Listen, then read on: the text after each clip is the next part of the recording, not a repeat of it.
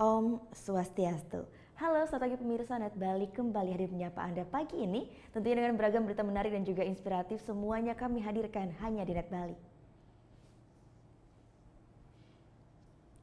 Ya, berita pertama, sebuah gardu listrik di pertokoan Kuta Square terbakar akibat kelebihan beban. Peristiwa ini berdampak padamnya listrik di 10 toko di area Kuta Square.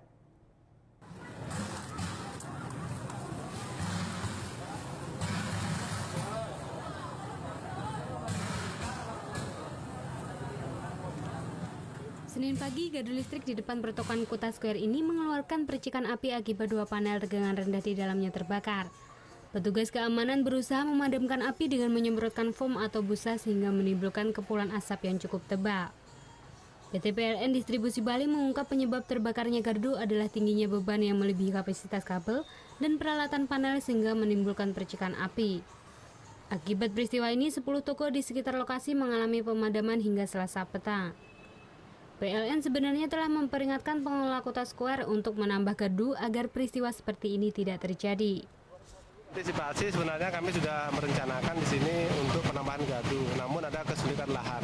Mudah-mudahan pihak pengelola Kuta Square menyiapkan lahannya ya, yang sudah kami minta dari tahun 2013 yang lalu.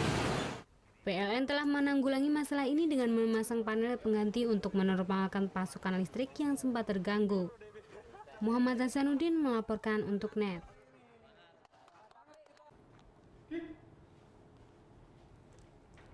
Thank you.